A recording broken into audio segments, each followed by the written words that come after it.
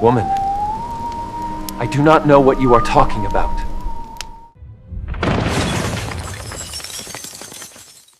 Jerusalem, the night before Passover. The streets are quiet, but the city is not asleep.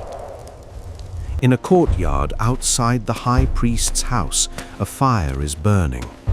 The flames lean in the cold wind. Servants warm their hands. Soldiers lean against the stone wall, and on the edge of the firelight, a man stands with the hood of his cloak pulled low. His name is Simon Peter, a fisherman from Galilee. Hours ago, he drew a sword in a garden. He swore he would die before he abandoned his master, but his master was led away in chains, and Peter followed at a distance. The fire crackles. A servant girl looks up. You also were with that Galilean, Jesus. Woman, I do not know what you are talking about. He shakes his head. He turns toward the wall. His breath fogs in the cold air. But the fire keeps burning, and the questions keep coming.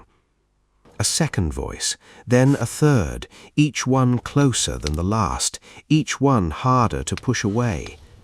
Peter's hands are shaking, not from the cold. He had promised.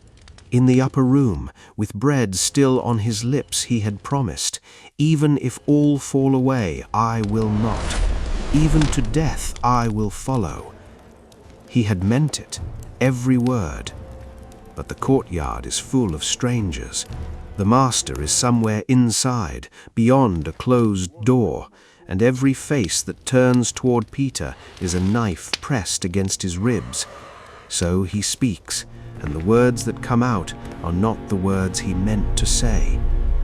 He denies, once, then again. Surely you are one of them. Your accent gives you away. I do not know the man. I swear it.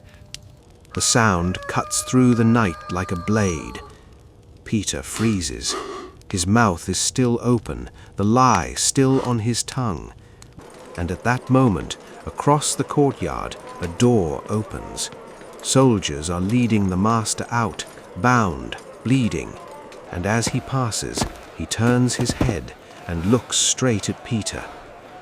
It is not a look of anger. It is not a look of disappointment. It is the look of someone who already knew, who had already forgiven, who had already prayed. Peter cannot bear it. He stumbles backwards into the dark. He runs out into the streets of Jerusalem, and somewhere between the gate and the morning, he falls to his knees, and he weeps. He weeps as a grown man weeps when something inside him has broken. 3 days pass. The cross, the tomb, the silence. And then on the morning of the third day, the women come back from the garden with a story too strange to believe. He is not there. He is risen. Peter goes back to what he knows. He goes back to the lake. He casts his nets into the water of the Sea of Galilee, the way he had before any of this began, and he catches nothing.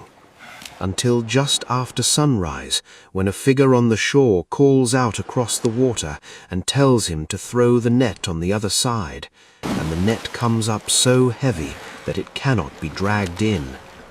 Peter does not wait. He throws himself into the water. He swims for the shore, and there, on the beach, with charcoal burning and the smell of fish in the air, the risen Lord is cooking breakfast. Simon, son of John, do you love me? Yes, Lord.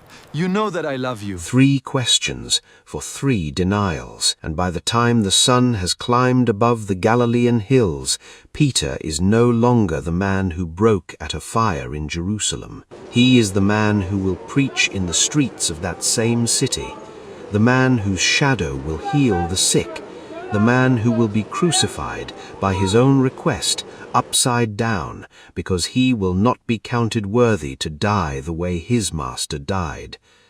The fisherman who denied him became the rock on which the church was built, not because he was strong, but because he was forgiven.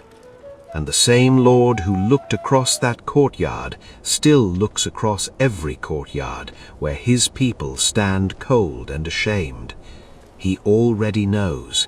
He has already forgiven. He is already praying.